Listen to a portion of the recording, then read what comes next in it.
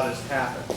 Now, Sumbradas these days in most systems are preset drills, preset patterns, okay? Whether you call it the box drill, a contra Sumbrada, or Sumbrada, or 5 count a Sumbrada, or a 10 count Sumbrada, whatever you call it, most people have this type of Sumbrada, okay? It looks like this. And although the blocks, the specific blocks may vary, most systems will have something like this, or something like this in their system, okay? And that's great. The problem, what that does is it gives you the ability to reflexively respond to an attack and counter, and kind of learn where that goes. And so that's really good. But the problem with anything that's preset is that you're automatically expecting certain things. And if you have a 10 count Sumbrada like that, you only have 10 options. You only have 10 things you're going to be expecting.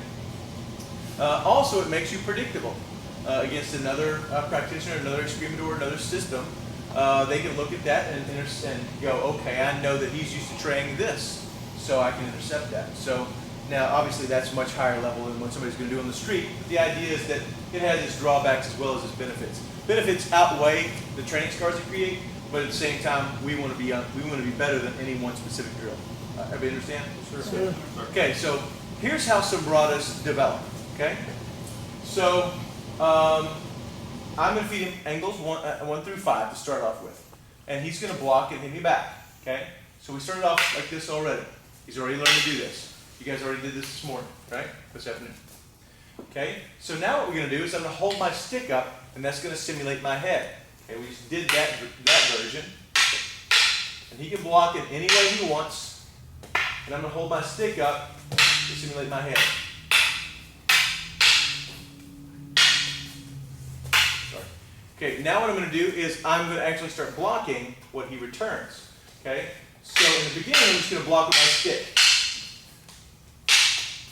What this is going to do is teach me, now I'm going to give him some variation to break him out of this pattern here, so he'll start responding to something different.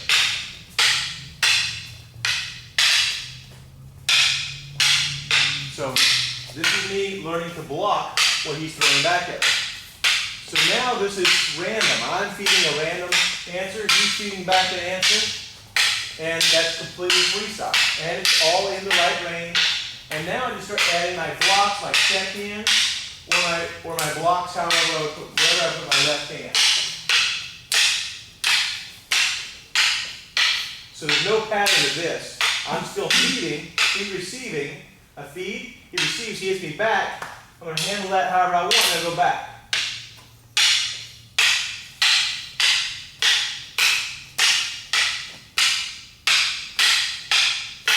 And of course, the better you get at it, the more trickier you're going to be, so that your partner is forced to actually become proficient.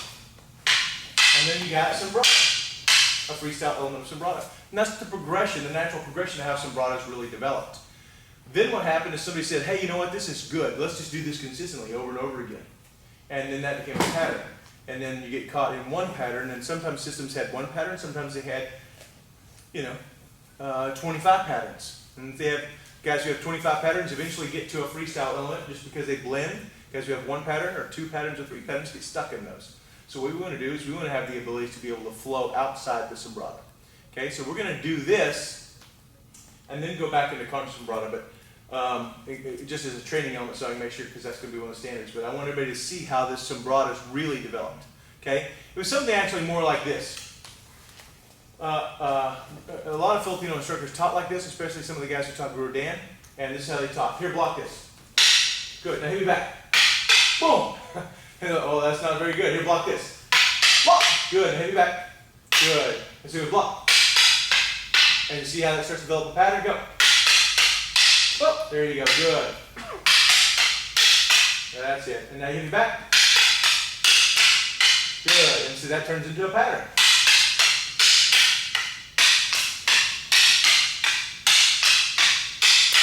And we just created that pattern based on the fact of what I was feeding him.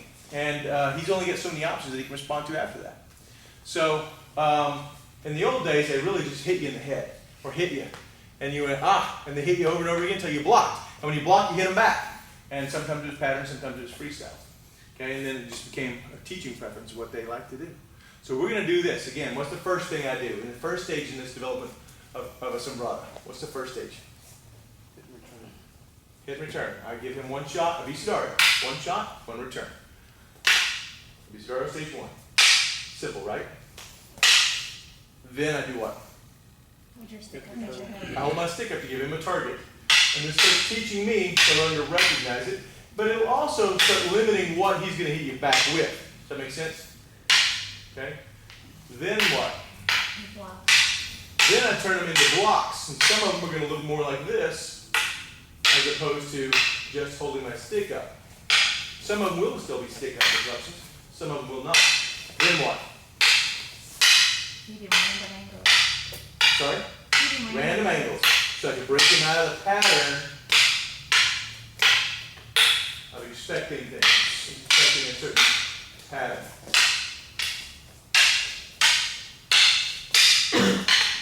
Then what? Then what, Brad? Then you start striking that. I start checking with my checkhand. Now I'm actually using my checkhand. When it's appropriate, it's not always appropriate, but when it's appropriate, I'll use my checkhand.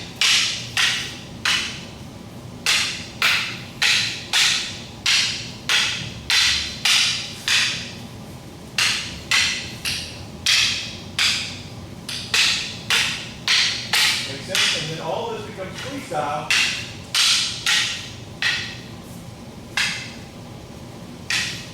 Got it? And that's how Sumbrada's developed. Okay? Okay, let's see if you can go through that progression with your partner without killing anybody or knocking out any teeth or anything. Okay? Go get it. To enter like the inside deflection, and generally we don't enter with the inside deflection. And it becomes evident when we really swing our sticks at each other.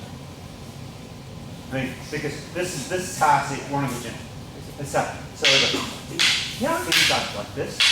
Inside go, and I try to inside deflect that.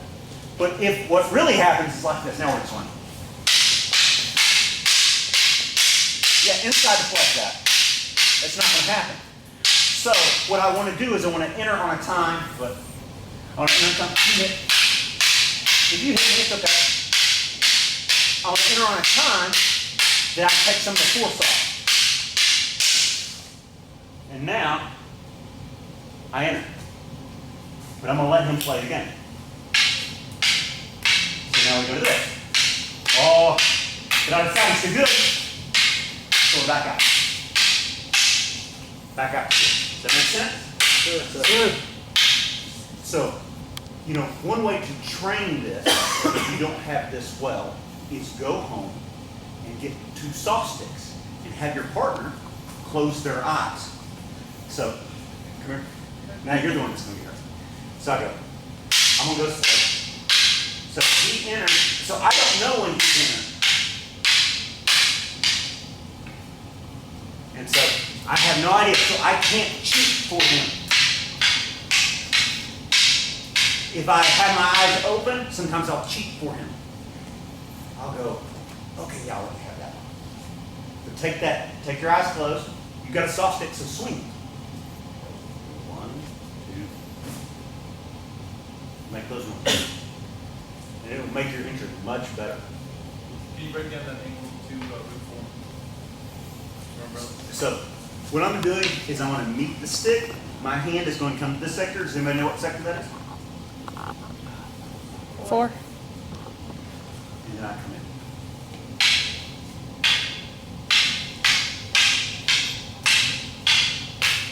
So what I'm doing is, when he enters, when we're in your Super Bowl slow motion, reaches for that sector, but he lets me have it. Because normally he wouldn't. He'd get right on top of me and count me, right? But we're going to let them play the game.